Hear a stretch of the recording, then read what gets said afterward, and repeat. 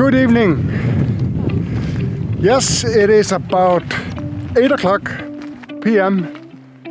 Beautiful weather, and we are in Thorsmork, which is one of the most amazing places in Iceland. Task of today is to go up a mountain called Valahnúkur. It is an amazing photography spot, and just the hike, and so just look at that glacier. You know, this is just beyond what I can describe with words. First, let me tell you how to get here. It's very easy. It is on the south coast of Iceland. You just put it in your GPS and it will take you here to this parking lot. There are actually two, but that's another story.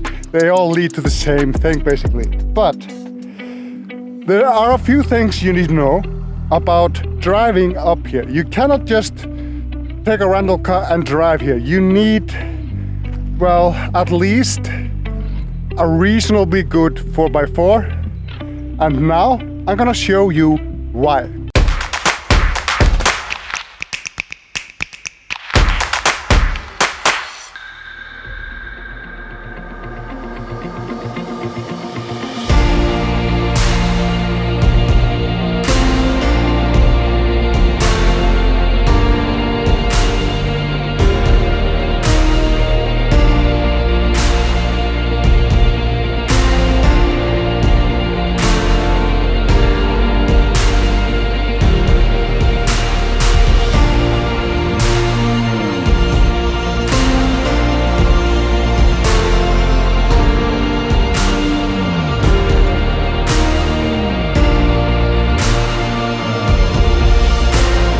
The biggest danger when you go to Thorsmörk are crossing rivers.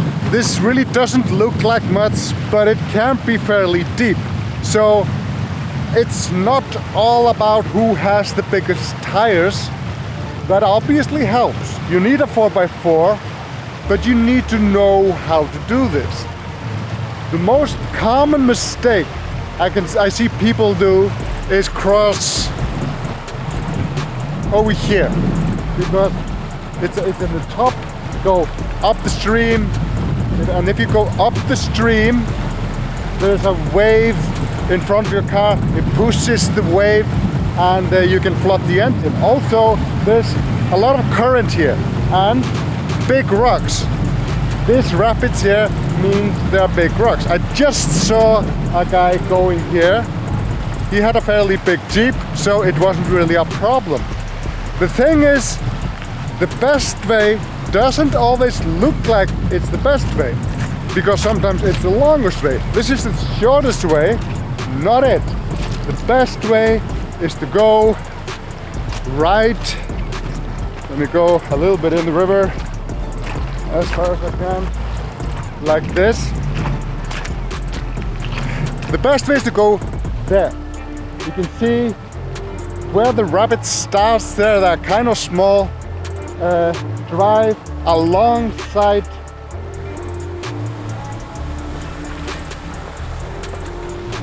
You go with the current, and when you cross here, you start to go up again to here, because over here, this is deep, and also this has a lot of big rocks. You can see it here. But let us see here. There are two cars coming now, and let's see how they do it. We already crossed in our little car. We have an old Toyota Raw on standard tires. No problem. It's not about the size of your tires. It's about what do you know. So let's see how this fairly big Toyota Land Cruiser does it. Okay, I can see immediately this guy is not a professional. He's going in the worst place possible, and you can see how deep he goes. But because it's a big car, He doesn't suffer for this. The other guy, he's just following him. And look at that. And now I'm gonna show you the difference with this car and then my car. See the size difference of those two cars? My car would never have passed where he went over. So be smart, don't rush it, and trust this info. You do not want to go across here in a car like this. Just, it won't happen. You will flood the engine. Another thing, if the car goes pretty deep in and you can feel the current is starting to take the car a little bit, the biggest mistake people do that they accelerate. They push the gas and they want to go fast. That is not a good idea, because what happens then, the car starts to push the water and it creates a big wave in front of the car, and there's an air intake in the engine. This is the most important thing you need to know. You need to know where the air intake is, and the water level cannot go above that. So if you go too fast, you will push up the water over and inside the air intake. He's gonna go as far as he can get to here, and you can see the tires, they don't even go under. And then we have this river here. This is Krossá. Now, I am not going to cross this river on my car. In this river, it is about who has the biggest tires, or at least big enough. You need big enough. My car is not enough, but I'm going there. There's the cabin and the beginning of the walk, the hike, and over there is a walking bridge you can walk over. So here we have those who are smart and they're not up to either. They lack the experience of crossing the river, even if they have a good enough car, or the car is just not good enough. Don't take unnecessary chances. This is like 500 meters extra. It's, you know, it's just not worth it. There's one thing I forgot to mention when I was talking about crossing the river before, and that is, it reminded me here because we have so much more current here. When you cross a river, never drive upstream because of the water, the wave that comes up in the front of the car. Always go with the current, never against it. Occasionally you need to go against it just a little bit, but you know, there's always exceptions to the rule.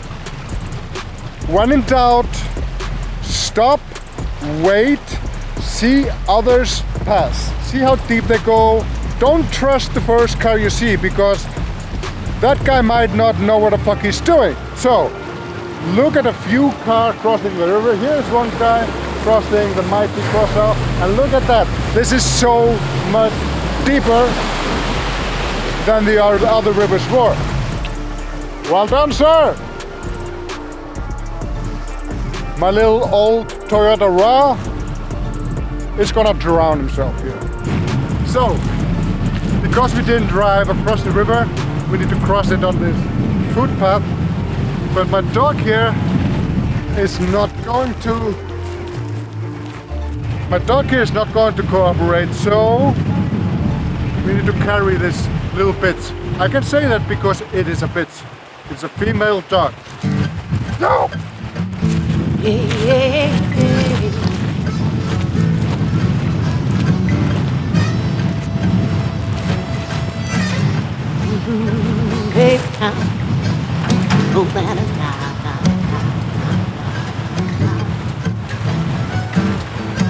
I'm gonna roll down the river now, and I ain't taking anybody back where we're going from here. 'Cause where I'm headed to, I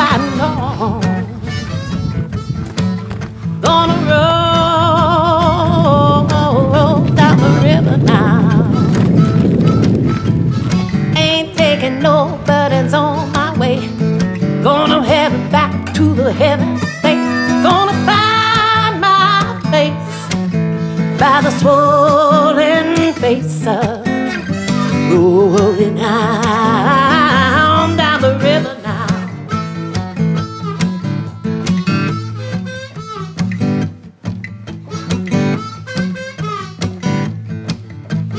So while you were watching the river crossings, we made it up to Valahnúkur, which is this mountain I'm standing on top of here. As you can see, the view is amazing. Photography spot, it doesn't really get any better. Nice foregrounds there you can see foregrounds all over. If you're up for it, you can walk on these paths there, and just be careful, you know, go if you're up for it. And just to add a little bit to when I was saying about the location, I told you to put Thorsmork in your GPS. Thorsmork is a big area. So if you're gonna go to this mountain, for example, Valahnúkur, you can for example do what we did. We came from there.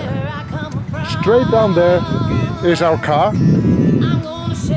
This area is called Dalur.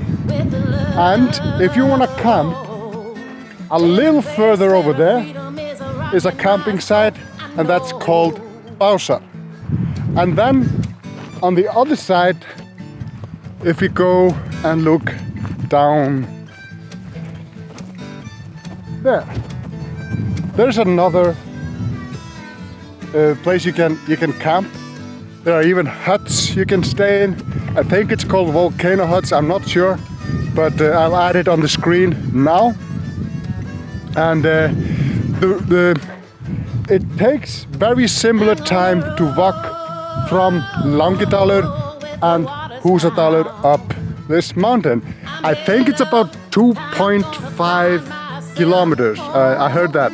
At least it took us, with like stopping to make videos and taking care of the dog and stuff. We were not in a hurry. It took us an hour to walk up this mountain, and the elevation is about 250 meters. So, you know, from the scale to 1 to 10, 1 being very easy, 10 being very hard, let's rank it at a 2. Everybody can do it, and even if you can even take kids here. Sunset is about 12 o'clock, and we are here at well before 9. We're a little early. There's a reason for that. The weather all day has been amazing, but the forecasts say it could start raining about 10. And I've been watching the clouds. It was pretty clear when we drove up. Now all around I can see cloud coming in. That is actually good.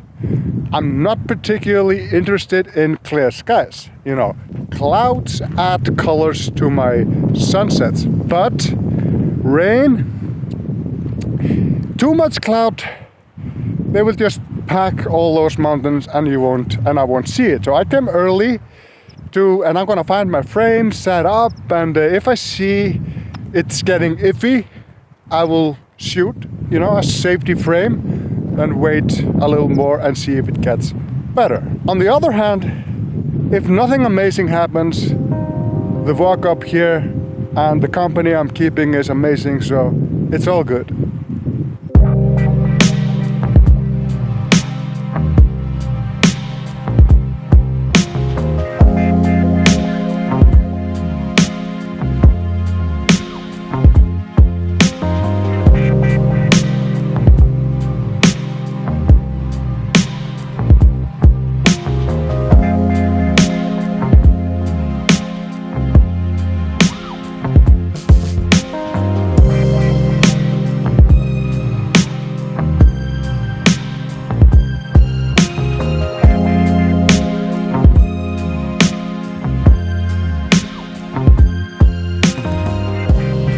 So it is clouding a bit up.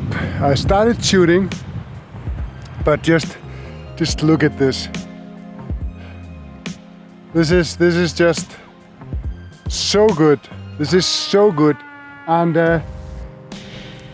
there is so many compositions. I'm using this rock here kind of as a foreground and to, you know, balance shooting the glacier river over there and balancing this with the so I get balance in the composition, and also trying to do something between that, giving the having the sun. If you want to get the sun star or sunburst, stuff like that, you need to be at f16 or higher. But remember about diffraction. Once you get higher than f16, you start to introduce diffraction. So avoid that. Use it if you have to, but avoid that. Other settings are like I'm at ISO 100. And the speed is unimportant. I always shoot manual when I shoot on a tripod. So I set my ISO to 100, my aperture to, well, f16 if I'm shooting against the sun. Otherwise it's 11, usually around 11, 8 to 11, up to 16. And then I just watch the histogram and adjust the speed until I got a good histogram. If I can't get a good histogram, when I'm shooting against the sun, I can't get a good histogram. Then I have to bracket my shot. Usually I'm two between. I bracket 3 shots with the normal exposure, 200 to over. Sometimes when I'm shooting against the sun, I have 3 stops under and over. So it's just like, I just look at the photo and see if I have it. Don't take any chances. Don't like, yeah, it should be enough. Don't think like that. Look at the photo after the fact. Look at the histogram and see if you have all the information. But now I'm gonna continue shooting before I lose the light.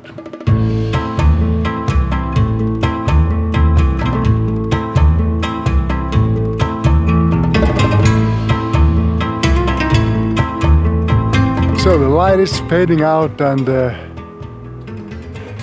it has been really, really good. Nothing according to the forecast, except, like I said, now it's clouding up, but beautifully. I mean, look at the veil of fog completely over the valley here. One thing, if you're feeling adventurous and you want to climb down to those peaks and stuff to get a better composition, be careful. The rocks are very soft, very treacherous if you step on them. So make sure when you step on it that it will hold you before you shift your weight completely on the rock. Yeah, like I said, it breaks easily, very treacherous, very dangerous if you're not careful.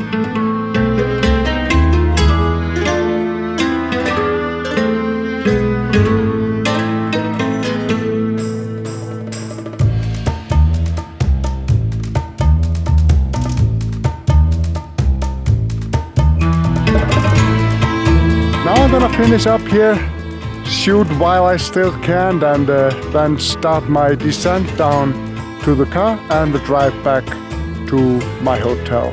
So I hope you enjoyed this video. I did enjoy making it. See you next time. Bye.